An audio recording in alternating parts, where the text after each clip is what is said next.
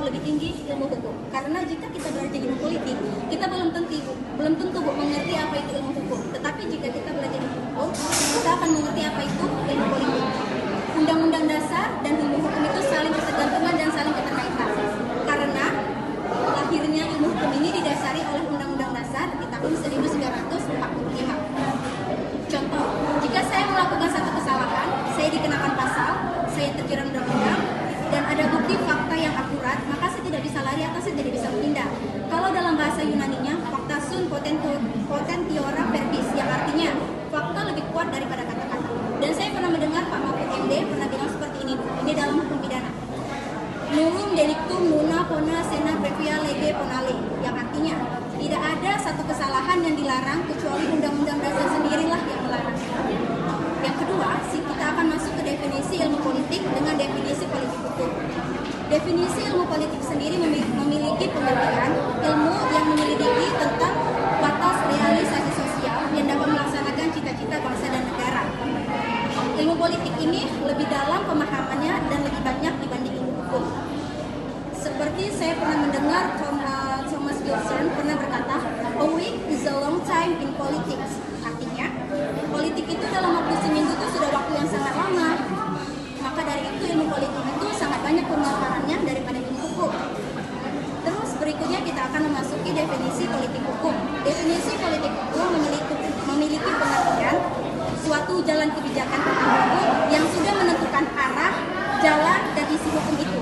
Jadi dia sudah menentukan arah ke depan itu seperti apa. Itulah definisi politik hukum tadi. There can be no wise without truth before his.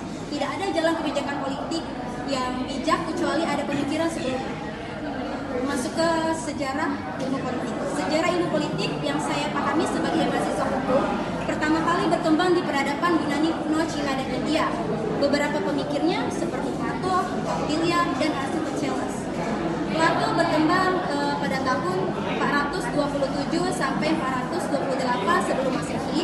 Dia dikenal sebagai ilmuwan politik pertama. Yang kedua ada Kautilya, berkembang sejak 300 sebelum Masehi. Ia yang memperkenalkan analisis politik ke dalam studi-studi ini. Yang ketiga ada Aristoteles, tahun 322 sampai 348 sebelum Masehi.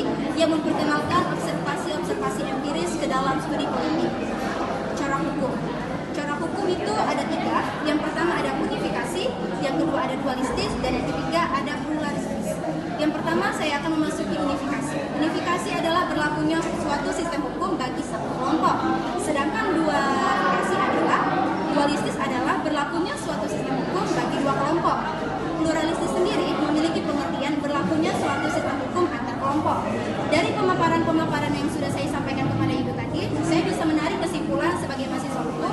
Inti dari kita mempelajari PHI ialah satu, mendorong kepada para mahasiswa hukum untuk belajar apa itu hukum Indonesia, bagaimana asas hukum, tujuan hukum, dan bentuk-bentuk hukum. Memberikan contoh hukum yang positif, hukum pidana, hukum dagang, hukum internasional, dan sebagainya. Sekian dari saya, terima kasih. Jika ada kesalahan mohon dimaafkan. Wih, keren, gas. Nilainya 100. Ya, ini baru bagus nih. Iya. Semangat ya. Hebat dia nih. Ayo yang lain.